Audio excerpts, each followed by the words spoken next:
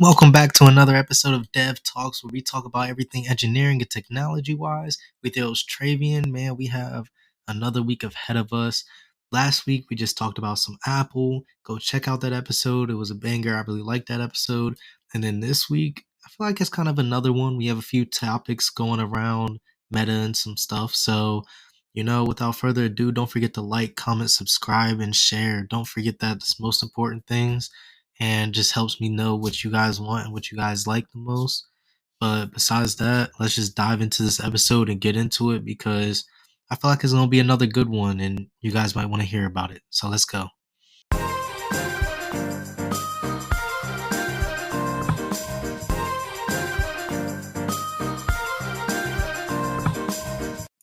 All right, so without further ado, let's get started, man. Like a quick side note and things.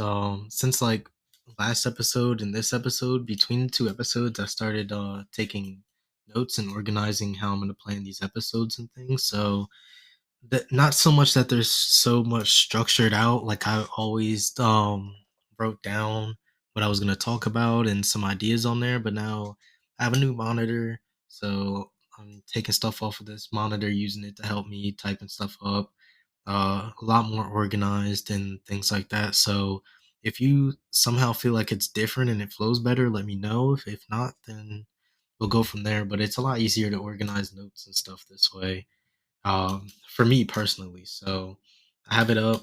This is what we're gonna get into today. And as I said, it's a bunch of stuff about meta and all the stuff that they've done recently. Apple kind of took over last week's episode because they had a whole event going on. So some of this might have slipped through some of the cracks of you guys even knowing about this existing or whatnot. But I mean, here we are. So the first thing first is probably the biggest news. So I'm going to start with the biggest news, then we're going to go down as we go through just little stuff and see how that goes. The Ray Ban and Meta have come together to make a pair of smart glasses. So one, amazing. That's such a cool thing to have. I guess because one, smart glasses were out before, like Google did it before and stuff, and it just wasn't right. There's a lot missing, I feel, with all of them, and especially when it came to privacy and stuff. So some people had privacy issues. Sometimes they didn't look the best. They looked like they weren't as stylish or whatever, and it was probably weird to wear them around and whatnot. But hey, these ones apparently they're way more stylish, and I've seen them. I've seen the pictures of them, seen videos of them. They look like they fit more within society. It's hard to tell what exactly they are as far as like being smart glasses goes and being able to like record people, take pictures and videos and all this other stuff. I'm kind of diving into the whole feature stuff already, but unintentionally. But I really think it's amazing because we're really in a time. I feel like Meta purposely came out with this around the perfect time because what did we just get? We got two notices this year. We got one, the Quest 3 for Meta came out, so the VR headset, and then also Apple released about their Vision Pro headset. So we have two headsets for augmented reality and VR that and virtual reality that came out recently, and these smart glasses are kind of fitting in that time frame. They came out at like the Google ones, they came out probably a little bit too early, who knows, but not everybody was probably conformed to it. It takes time because technology adapts so quickly. It takes time for the public and society to grow with technology, especially at the rate that it's growing at and developing at, because it's a scary thing. Like it has to do a lot of stuff with science, engineering, and stuff like that. So you have to really think about privacy, security, comfortability, and all this other stuff when it comes to incorporating these different technological advancements into society. So um, just to start real quick, the it's only 299, so it's pretty much like having kind of like a miniature phone or whatever in your shades and glasses, which is kind of cool. So for 299, I don't think it's too bad, especially for two reasons. One, they're smart glasses, and two, they're Ray-Ban. So Ray-Ban glasses, if you don't know, normally cost an arm and a leg. They're pretty expensive brand, pretty high end brand, so good quality and stuff. So that should already tell you about the quality of these smart glasses and what they're going to be from that as well too. So that's a real plus to be able to get these technological advances in Ray-Ban's glasses. You're able to get quality and style and comfort and things. And maybe Google should have done something like this, but they didn't. So I mean, what are we gonna do? And the only way that they'll cost more money is if you get your prescription in, which we'll talk a little bit more later. I don't have the real numbers and stuff, but we're gonna get right to it. So first things first. What are some things that I guess we can go straight to all of the features in the glasses. I'm pretty sure everybody wants to know about that, and then I have some comparison stuff to go over. So first, the features, it has five microphones for recording and stuff. Apparently, there was a version prior that only had one microphone, so this is gonna go into one of my points later, but about being able to use micro nanotechnology and micro technology and a bunch of other stuff, whatever you want to phrase it, to be able to incorporate more to get better quality out of these new advancements and stuff. Because just last week, if you guys listened to the podcast or watched the event, we had Apple had said that they used three nanotechnology for their M3 chips, and that's how that's never been used before, and all this other stuff, and how they're able to make these advancements due to nanotechnology. So when you're using when you're coming together with another good brand and just able to find different ways to incorporate more technology into your products, then I feel like that's a very huge plus. Because let's put it this way, right? The A few weeks ago, maybe it was even months ago, that Apple came out saying, well, maybe more or less people who were testing the Vision Pro product, they were going out testing testing it out and stuff, and it was giving people like neck issues and stuff like that. It was putting too much strain on their head and their neck. It was probably too heavy and stuff, so Apple has to go back to the drawing boards. And that's also probably the reason that they came out with the M3 chip so quickly, is because they needed to go to the drawing board. They needed to figure out how to make this technology smaller and more compact to be able to make these things more comfortable. And doing that also helps a lot with comfortability, because now you won't have something as bulky that'll give you that neck strain that you probably received before. And I'm after I get through all the features, I'm going to talk about how this can potentially be used compared to these AR and VR headsets. So we're going to get into that soon. So don't worry about that at all. Next is the tap control, so you can like tap and slide, and it's very weird. Like I seen some of the people reviewing it in the videos about some of the people testing this product. You can, when you're like tapping and like scrolling on it, swiping on it for, like the volume or whatever, or to take a picture and stuff, just looks like you're just fixing your shades or your glasses. It doesn't look too much like you're actually doing what you're trying to do, but like it literally looks like you're just fixing your glasses. And if you're not doing it as often, then it even like makes you more conspicuous, and you're more like concealed in what you're actually trying to do, and all of that other stuff. So, I mean, it's just great, man. So, we have like that going for it, and this is one of the things that helps to like fit into society. And I'm going to get into more stuff, like for example, also the low photo trigger sound. If you're in a pitch quiet area, you can hear the trigger sound for taking photos and stuff. But like if you're just out and about, it's very loud on the streets and stuff like that.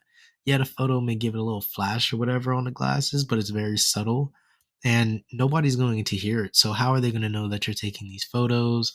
Some people compare it to using it on their pets to get photos, so their pets don't think that they're using a phone on them, which is really funny and cool and stuff like that. But hey, so The next thing for another feature is it can record sound, but it can also record video. So I already said they can take photos on it, obviously with talking about the trigger sound. So you can take from really good photos, pretty clear too. And then video, it takes at 1080p about 30 frames a second.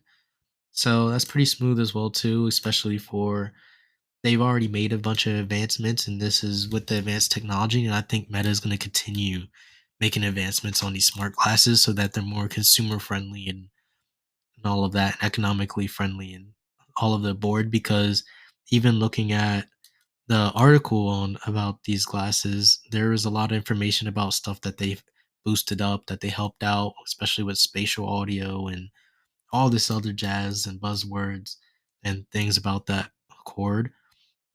Now, for the fun part, it comes into 7 different colors. Haven't had it yet a chance to look at every single color that it comes into, but like literally, if you just get the black pair and I've seen the black pair and they look like normal glasses, so like you can really mix it up. And then they try to say like there's like 150 different combinations that you can make, but that's because of the shade colors and the actual frame colors. So those 2 are kinda different. The shade colors, of course, it comes colored like the actual shade. So they have the colored ones, they have transparent, and then they have transition.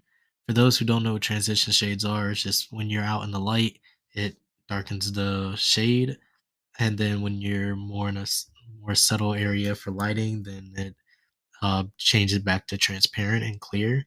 And then you can also get your prescription in it, but right now, your prescription getting into it is very limited to the type of prescription. And if you wanted to get your actual prescription in the glasses, then you would have to basically go to some other frame place and like try to get your prescription insert into it, because you can't just do it straight off of Ray-Ban. Or you can buy this item on Amazon or through Best Buy for 2.99. So the prescription frames have a little bit of a limitation to it as far as it. I think somebody said like a 6 or something, but I don't fully recall what that limitation is. And no, it wasn't too important to me because my prescription is definitely worse than that. So I would know I would have to take it somewhere else. So to get the frames. So um really, the last feature oh, and then there's also 2 frame styles. So it comes into 2 different styles. One's probably a little more feminine, for the girls and women and stuff like that, and then they have another style as well too. So that's another way how they can get to the 150 different combinations, that can be put together for these new glasses, and that's really awesome, being able to have creativity. I was just talking about Apple having a bunch of creativity options on the different colors that they have for everything, whether it's their MacBooks, their iMacs, and all of their phones and things like that. The more variety of options, the more people feel like they can be themselves within a product and relate to it and be more comfortable with it. So that's something that I'm gonna die on that hill, that I believe that is definitely true when it comes to that. And the last feature is that you can actually live stream on them with on Facebook and Instagram. Of course, Meta released it, so they're limiting it to be able to live stream on their platforms, but being able to actually do that and people, I mean, it's kind of weird because people wouldn't be able to see your face, but they can see whatever you're looking at. So maybe if you went to some event, you could live stream it through your glasses and people could see exactly what you're looking at. You don't have to hold a phone up, nothing like that. And maybe I believe on Facebook and Instagram you can save your live streams. So you can save these videos for later for another fun time that you can enjoy and have a bunch of fun with and all of that kind of stuff. I mean, man, it's just amazing about what these glasses can really do. So that's actually why I'm building into this next part, is weighing more in between the Quest and the Vision Pros. One thing that I would like to see is these Quest and Vision Pros are like very bulky. So if you can like I believe that micro technology is going to come to a way where you would be able to fit what's in the Vision Pro into the glasses one day, or maybe even smaller. Who knows? Like, technology has been like using nanotechnology has made a lot of stuff a lot more convenient, smaller, and all of the above. Like, it's just done so much. So being able in the future of being able to do that, you can have something, you can be in an augmented reality with just glasses. That's amazing. You can charge the glasses. These glasses also have battery life. They increase the battery life, of course, with it, but that's something that they're gonna have to progressively work on as time goes on. It's not something that is going to live forever. None of our technological devices lives forever. So I mean, it's just something that they're working on a consistent basis, and there's notes about it, and they've been upgrading a bunch about these new shades and smart glasses, so that's really dope. But if you're able to play games and be on your computer and all of this other stuff and have your computer up in front of you and do all this other stuff with just a pair of glasses, that would be awesome. That would be the most awesome thing ever because it's so convenient. You could just put them right on your face easy. They're lightweight. It's literally already conformed to your eyes, so you're going to see everything the right way that it needs to be. I know Vision Pro, they have their headset conforms to your glasses and it will click into your glasses so that it's more comfortable for people who wear glasses and so that they can wear their prescriptions as well too instead of having to wear contacts.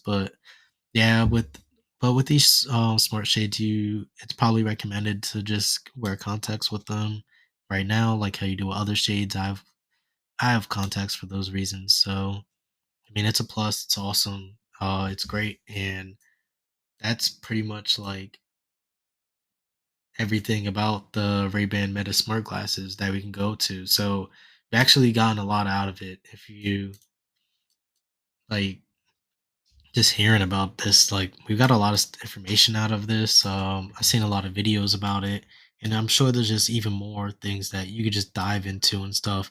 Like I seen this from like a little commercial thing, and I saw a few people reviewing it. Another, how are they better than other smart glasses? I would say they're definitely more technologically advanced.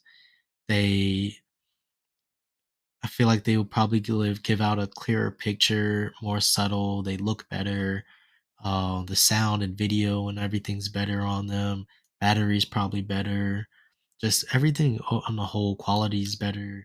And they're only 299, which makes it seem even nicer. Like I might even cop me a pair, either this version or the next one. We'll see. I wear them with my contacts and test them out. Maybe even make a YouTube video around it on another channel, which I'm still editing vlog videos for. Stuff just takes so much time, man. But next, I swear to you not, I said that other social media platforms were trying to copy Twitter Blue and Elon Musk. So the first time I said that this was gonna happen is Twitter Blue came out, and then month or so or a few weeks after, Instagram came out with the new, well, I mean Meta basically, because they came out with their new subscription thing for creators to get your stuff out, and it's for verified people, and it's the new way to be verified, and all of this other mess and junk, man. It's really like convenient and amazing, but they came out with it and copied Elon on that accord. Now Meta's taking it a step forward. So I believe with Twitter Blue or X Blue, whatever they call it now, you didn't get ads on in through anywhere if you paid. So you didn't have to worry about that. Now Meta's taking a step forward, and in Europe, this is a European thing only. Right now, you can pay for a subscription just to get ads off the platform in general. You won't see any sponsored ads. You won't get none of that. And Instagram, I've definitely been seeing more ads, but they're not a problem for me at this point that they're at. But then there's also Facebook. I don't use Facebook anymore. I used it when it first came out, but I'm just not on it like that. So if I should be on it, then let me know. But so Meta is incorporating that, and I think they're doing it in Europe as a test thing to see is this really worth it to bring it to the United States. I feel like they will regardless because they want to gauge on how much money that they're potentially making from this market. And Elon just went with it worldwide, I believe, as soon as he started it. But look at them copying him again. Elon's so clever because he's making these other copy companies copy him in order to compete and be able to. He's basically giving them ideas on how to be profitable and stuff that they probably should have been done, but they weren't doing until Elon stepped into the ring right there. So that's so to in the currency. So this will be when I'm reading prices, this will be in EU currency. Just so you know. So in order to get ad-free subscription for Facebook and Instagram, it will be $9.99 a month on the web, and it will be $14.99 a month on iOS and Android. So basically, any mobile devices, it'll be $14.99, and it's more because of the fees that come with being on a mobile platform. That's something I definitely heard of because I think even the on Twitter and Blue and also what is it called? Paid thing for that Instagram and Facebook already had to be meta verified. Yeah, meta verified. Um, it was more for mobile devices as well too, if you're a mobile user, because for some reason applications when they're on mobile, they just come with way more fees and things like that. So it costs the company more, so they're gonna charge you more. And that's just the way the boat floats. But as I said, people are gonna copy him. He comes up with so much great ideas that why not? You're just gonna help him make more money. This is their figuring it out, and that's how we're going to continue from here. And the last thing, I think it's an error. So I ran into something last week where if everybody knows on Instagram, you get suggestions of people like if somebody follows you, it suggests you to follow them back or people you may know and stuff like that.